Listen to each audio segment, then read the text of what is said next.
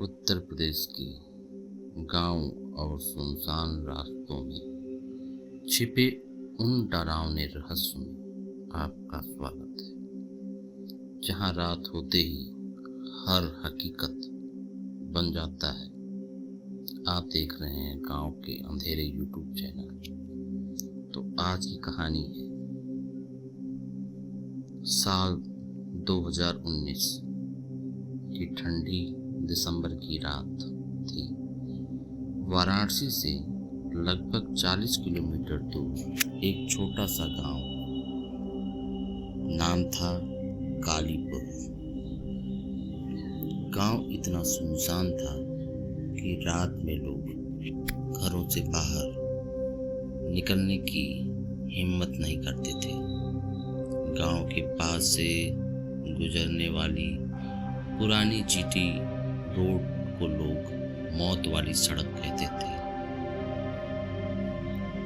जो भी उस सड़क से रात के 2 बजे गुजरता वो कभी पहले जैसा नहीं लौटता था। उस रात रोहन अपनी कार से वाराणसी से कालीपुर गांव लौट रहा था। अगले दिन उसकी बहन की शादी थी, इसलिए वह जल्दी घर पहुंचना चाहता था। उसकी माँ ने फोन पर आखिरी बार कहा था, बेटा पुरानी जीटी रोड से मत आना, वहां रात में वो औरत दिखाई देती है। लेकिन रोहित हंस पड़ा। माँ, आज के जमाने में भूत प्रेत कुछ नहीं होते। रात के ठीक 2 बज रहे थे। चारों तरफ घना कोहरा फैला हुआ था। सड़क पर दूर दूर तक कोई इंसान नहीं था, सिर्फ कार के इंजन की आवाज और पेड़ों से टकराती हवा की सरसराहट सुनाई दे रही थी। तभी अचानक रोहन की कार की हेडलाइट के सामने एक सफेद साड़ी पहने हुई महिला दिखाई दी। वह सड़क के बीचों बीच खड़ी थी।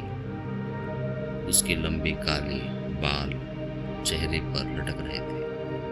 रोहन ने अचानक ब्रेक लगाई। ब्रेक की चर्राहट के साथ साथ कार रुक गई। कुछ सेकंड तक वो औरत बिल्कुल स्थिर खड़ी हुई। फिर धीरे धीरे उसने अपना सिर उठाया। उसकी आंखें पूरी तरह खाली थी। चेहरा ऐसा जैसे कई सालों से उसने धूप नहीं देखी। रोहन का दिल तेज से धड़कने लगा। उसने डरते हुए पूछा, कौन हो तुम? लेकिन वो औरत कुछ नहीं बोली।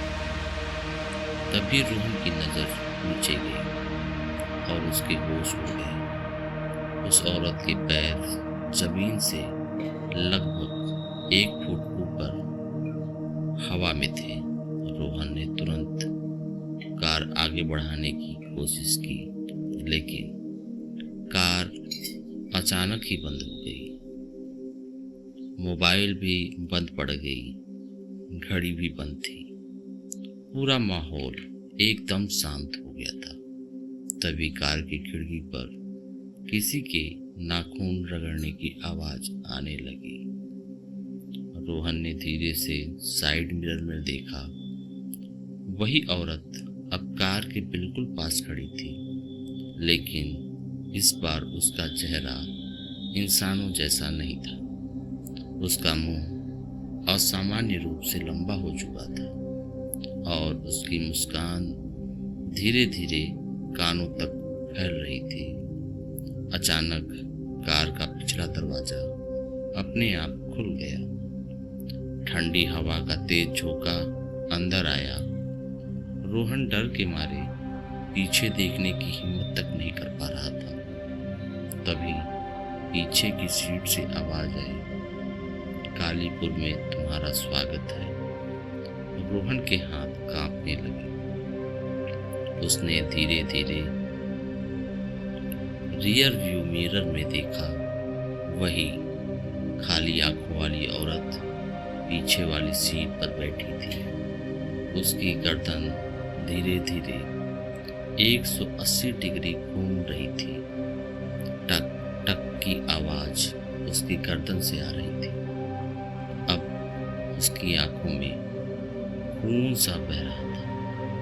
वो धीरे धीरे रोहन के पास आई और कुछ फुसफुसाने लगी। वो आवाज बहुत ही अजीब तरह की थी। आज तुम भी यही रह जाओगी। रोहन जोर जोर से भगवान का नाम लेने लगा। उसे अपने दादी की बात याद आई।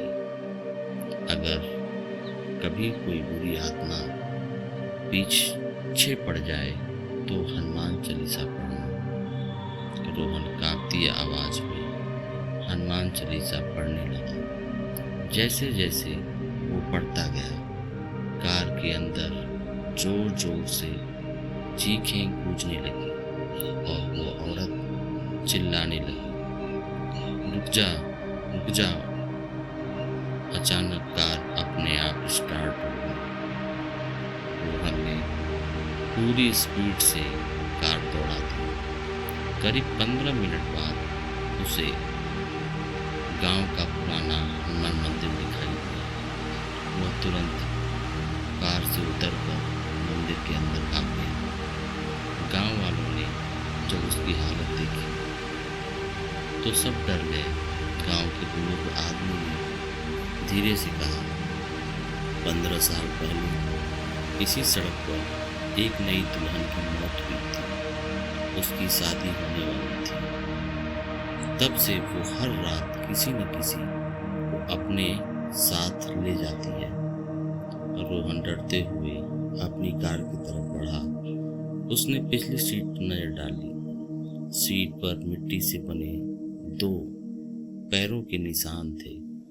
शीशे पर खून से लिखा था, मैं फिर मिलूंगी।